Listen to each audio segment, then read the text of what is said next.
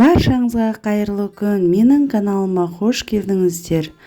Бүгін біз қайнап тұрған еттің сорпасынан қамыр жасайтын боламыз. Менің каналыма тіркеліп, видеоны соңына дейін қараңыздар. Еттің сорпасын аламыз, салқындатып аламыз, жұмыртқа қосып, тұз қосып, қамыр илейтін боламыз. Бұның көлемі, мөлшері өздеріңіздің еттеріңізге байланысты. Осылай онды салып, әдемілеп, қамырдың қыр-сыры илеуінде болады, достар. Сіз икемге келетіндей қамыр илегіңіз келсе,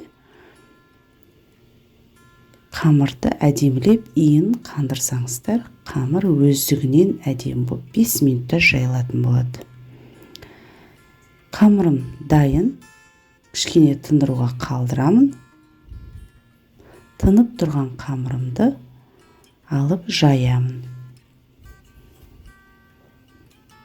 Жан жағын осылай думалақтап, басында ұнның көмегіменен жаямыз. Думалақ шығу үшін қамырымыз осылай әдемілеп аламыз.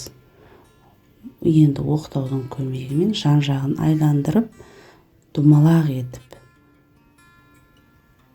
ұзынша болып кетпес үшін осылай істеп аламыз. Достар, басында ұнды салып, соңына қарай ұн салмаймыз, себебі біздің сорпамызда ұн көп салсақ, сорпамыз ұн көбейіп кетеді, дағыны дәмсіздеу болады. Осылай әдемілеп жайып аламыз. Қолыңызды қамырға қатты батырмаймыз. Қолды жай ғана жүргізіп отырамыз оқтауменен.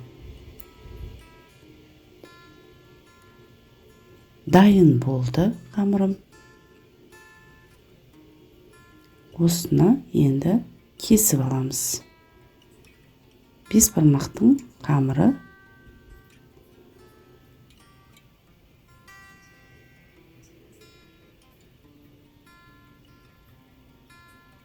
Міне, достар, жабыспайды бір-біріне. Әдемі қамыр шықты. Жасап көріңіздер, ас болсын.